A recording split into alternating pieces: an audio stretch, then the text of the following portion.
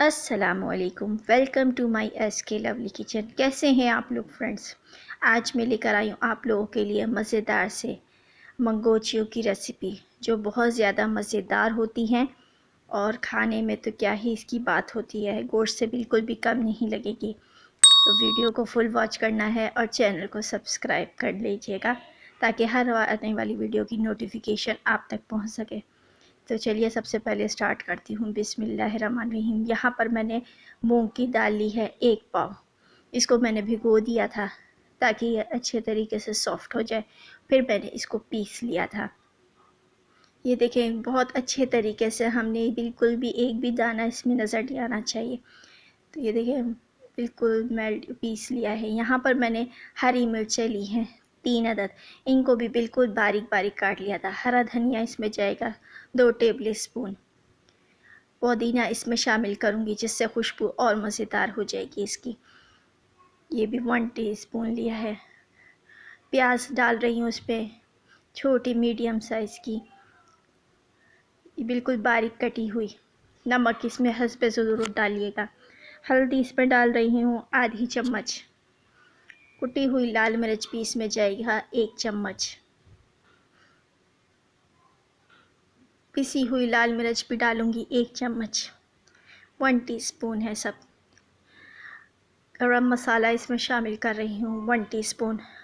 इन तमाम मसालों को मैं करूँगी अच्छे तरीके से बिल्कुल मिक्स।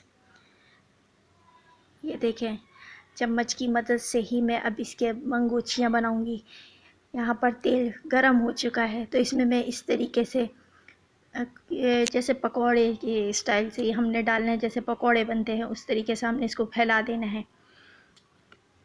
चाहे तो आप इसका कोफ्ते की शक्ल भी इसको दे सकते हैं, लेकिन मुझे ये अच्छा लगता है तो मैंने इस तरीके से मैं आपको सिखा रही हूँ। यहाँ पर देखें, कलर आ चुका है और ये जायके में भी बहुत मज़ेदार होंगे। ये देखें, अब मैं इनको निकाल लूँगी। कलर आ चुका है गोल्डन कलर। ये देखें, देखने में भी कितने खूबसूरत लग रही हैं ये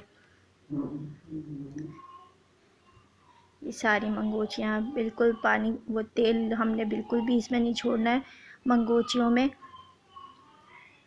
ये देखें, सारी मैंने मंगोचियाँ इस तरीके से तैयार कर ली हैं, तल ली हैं। यहाँ पर ग्रेवी बनाने के लिए मैं लूँगी तेल। तेल थोड़ा इसमें ज़्यादा जाएगा। 1 प्याली मैंने इसमें तेल लिया है।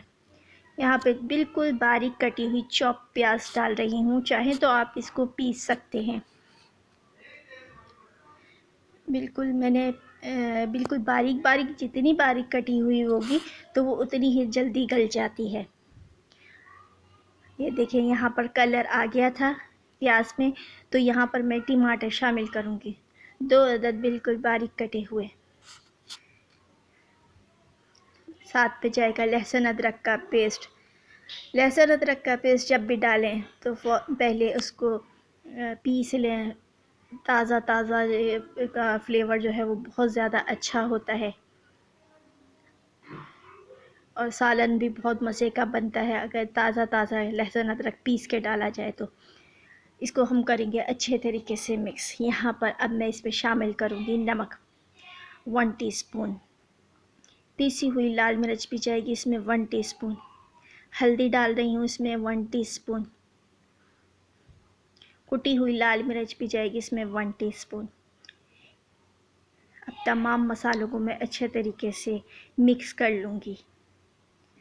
इसको हमने थोड़ा सा सॉफ्ट करना है प्याज और टमाटर को, तो मैं यहाँ पर इसमें आधी प्याली पानी शामिल करूँगी ताकि जो हमारे प्याज और टमाटर हैं वो अच्छे तरीके से गल जाएं, सॉफ्ट हो जाएं।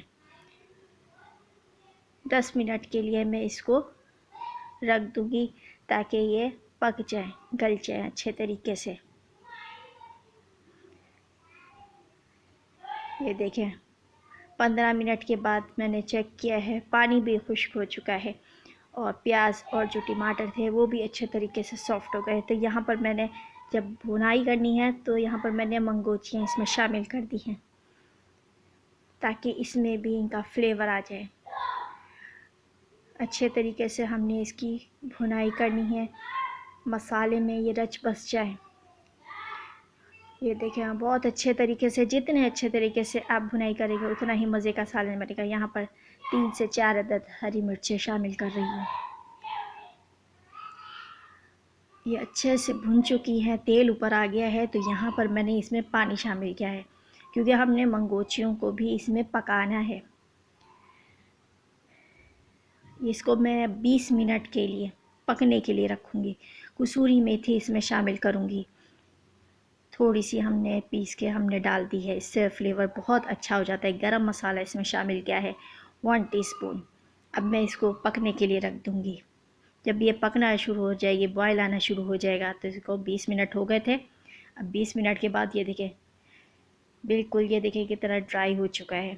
चाहें तो आप इसमें ग्रेवी भी कर सकते हैं, ग्रेवी वाला तो वैसे है ये। यहाँ पर ये देखें, मज़ेदार से जो है मंगोचियों का सालन तैयार हो गया है। उम्मीद करती हूँ आपको मेरी ये रेसिपी बहुत अच्छी लगेगी और मुझे फ़ीडबैक भी ज़रूर दीजिएगा। मिलती हूँ नेक्स्ट रेसिपी के साथ, तब तक के लिए अल्लाह हाफ़िज़।